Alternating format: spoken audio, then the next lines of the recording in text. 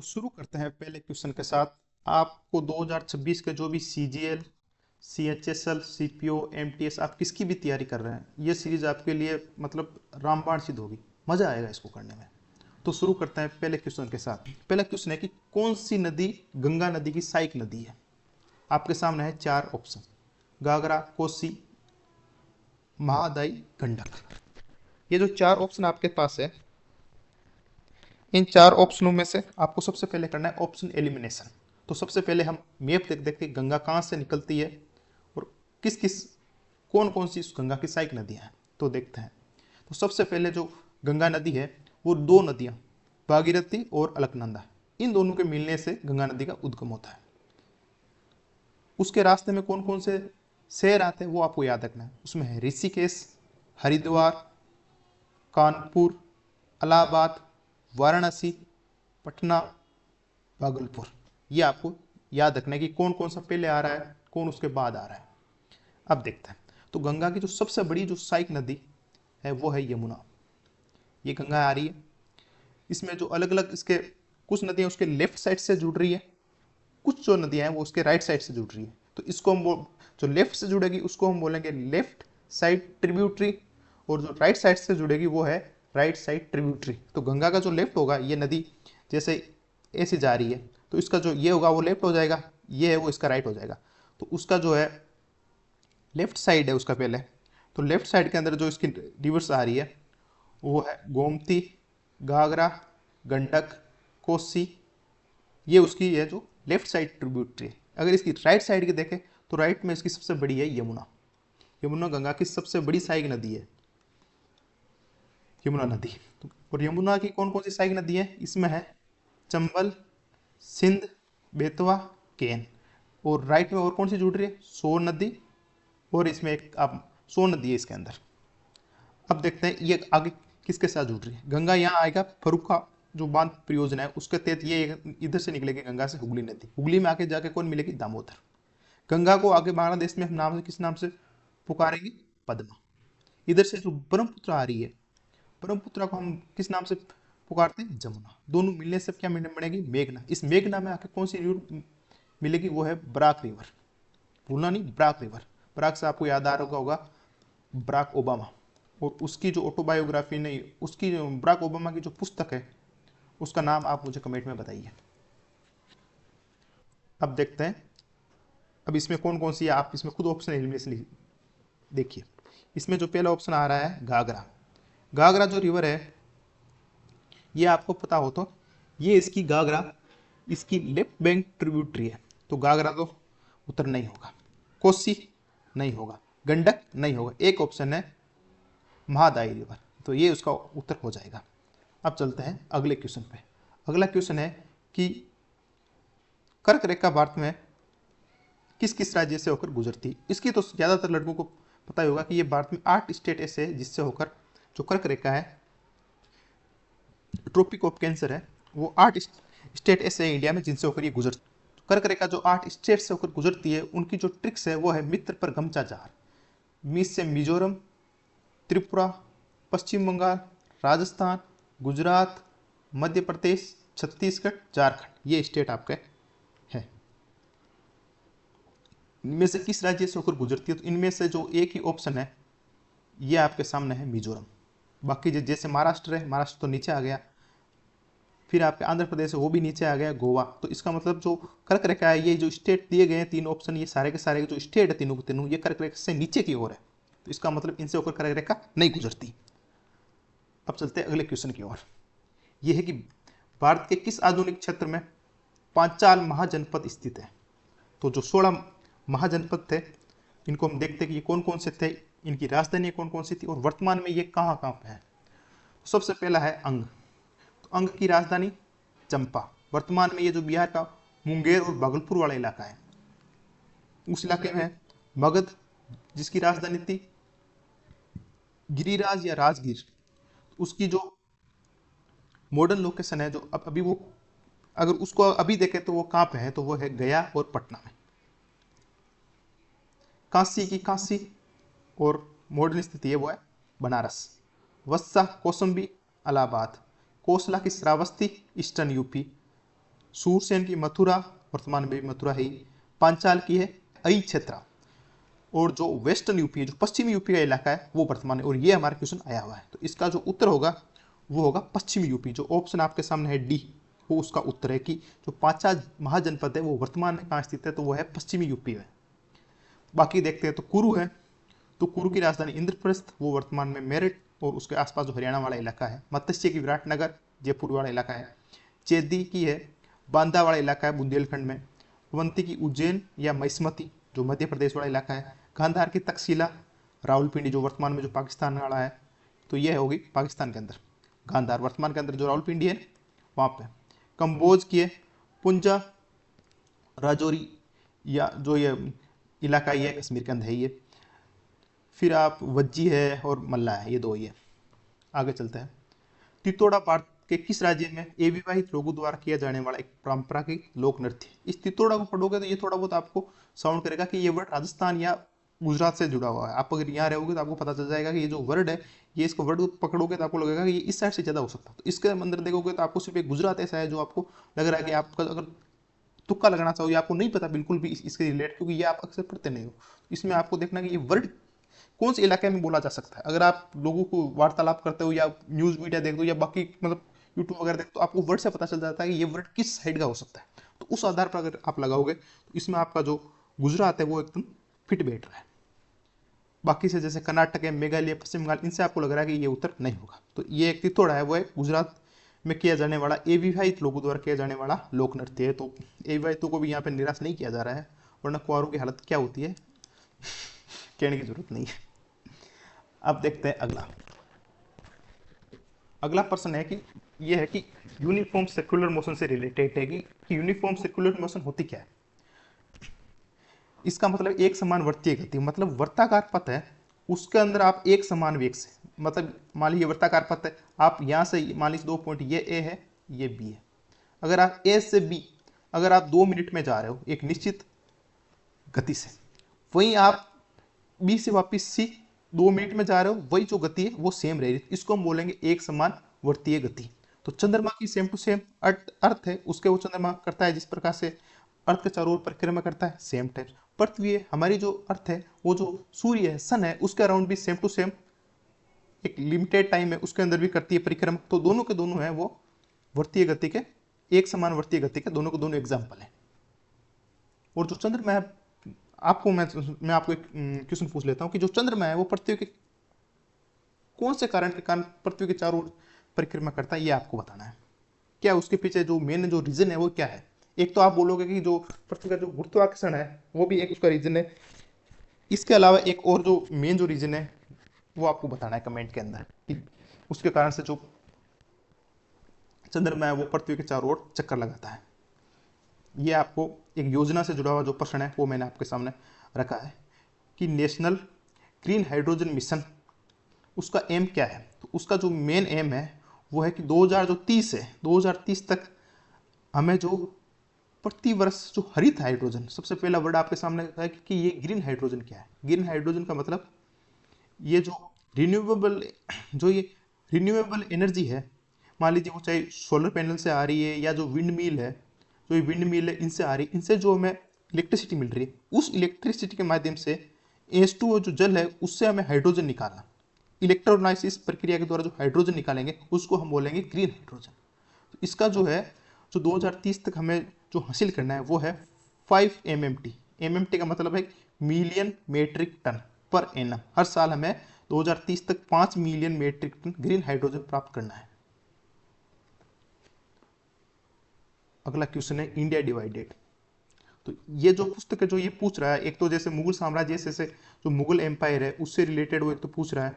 इसके साथ साथ जो इंडिया के जो जो जो अच्छे राइटर हैं, चाहे उसमें शशि थरूर हो, BR अम्बेडकर हो या रस्किन बॉन्ड है, सलमान रुश्दी है, जो टॉप के राइटर है उनसे वो पुस्तकें उनकी पूछ रहा है। तो इसमें जो उत्तर होगा वो होगा राजेंद्र प्रसाद। इनकी जो पुस्तक है वो है इंडिया डिवाइडेड। अब आते हैं जवाहरलाल नेहरू पे। इनकी जो पुस्तक है वो है डिस्कवरी ऑफ इंडिया।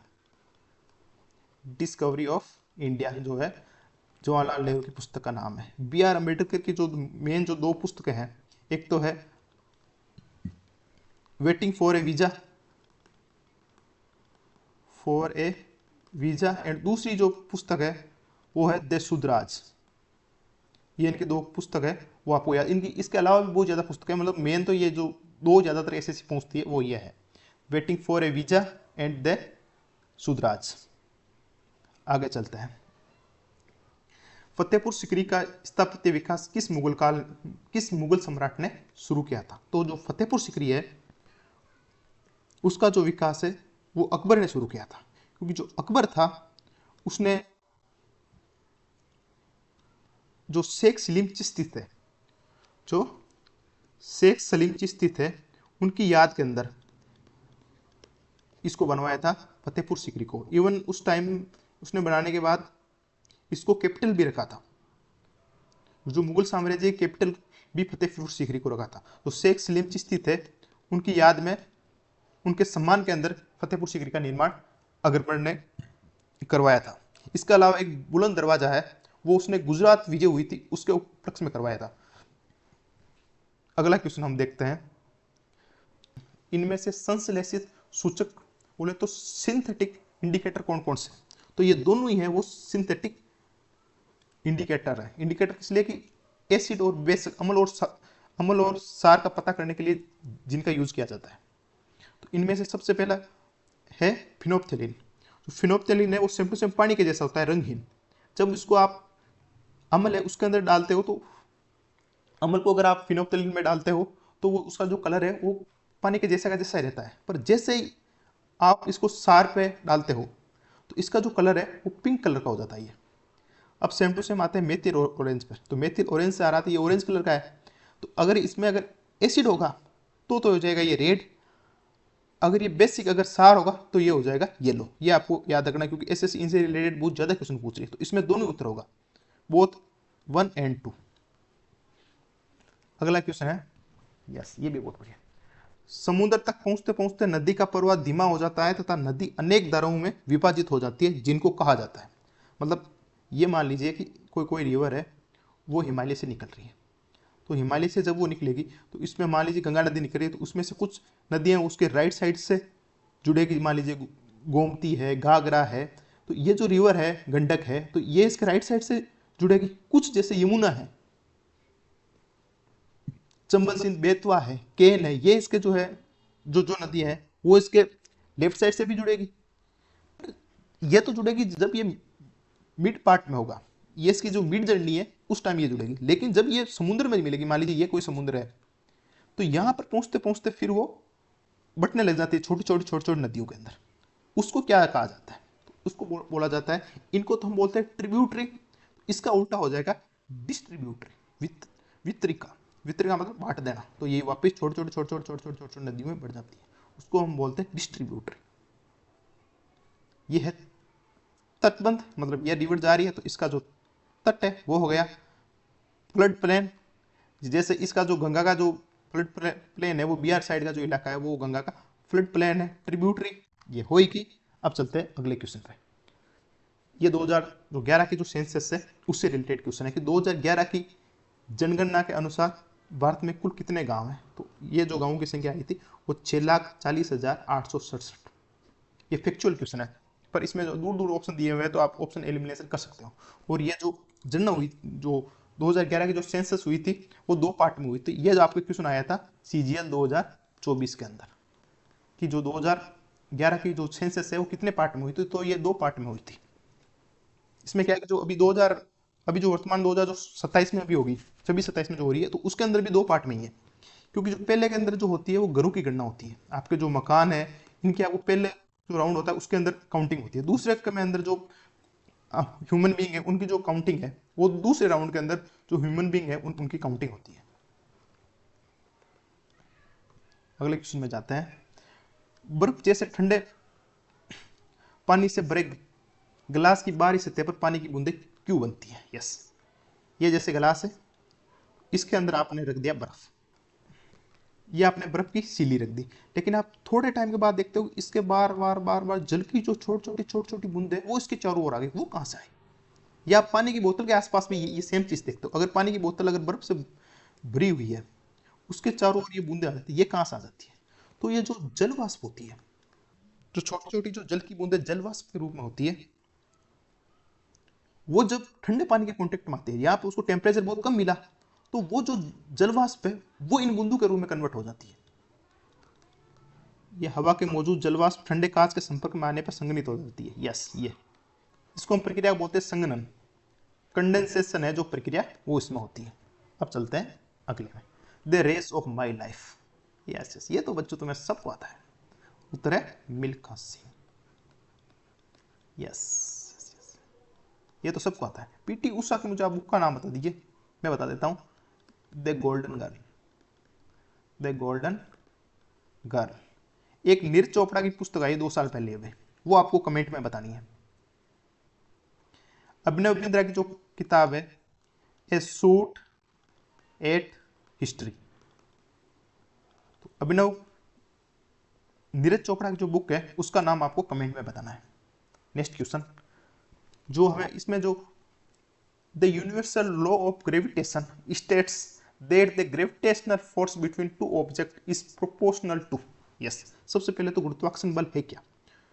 तो गुरुत्वाकर्षण बल है किन्हीं दो वस्तुएं, कोई भी दो, उनके बीच जो बल लगता है, जो उन दोनों वस्तुओं का जो मास होता है Gm1 m2, उनके तो वो समानुपाती होगा, लेकिन उनके बीच की जो दूरी होगी जिसको हम r से करते हैं डिनोट, उसके वो स्क्वायर के इनवर्स में होगा।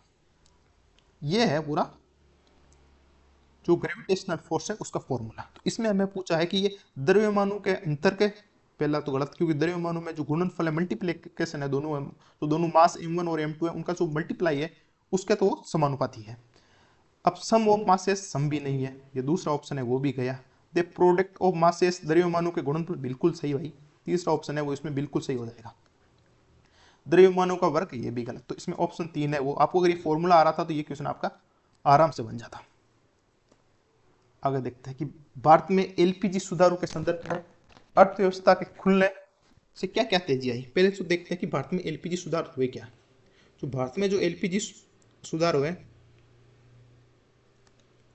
वो है 1991 के अंदर, जिसको हम बोलते हैं एलपीजी। एल का मतलब है लिबरलाइजेशन, प्राइवेटाइजेशन एंड ग्लोबलाइजेशन। मतलब लिबरलाइजेशन का मतलब है कि पहले जो थी वो जो प्राइवेट कंपनियां थी, उन आपको खुद को खुद का धंधा करना है तो उसके लिए कागजी कार्रवाई बहुत ज्यादा करवानी पड़ती थी। पता नहीं कितने लोगों के सामने आपको जी हुजूरी करनी पड़ती, कितने अधिकारियों को आपको पैसे खिलाने पड़ते, तब जाके आपको जो कंपनी का लाइसेंस मिलता, तब जाके आप खुद का बिजनेस कर पाते।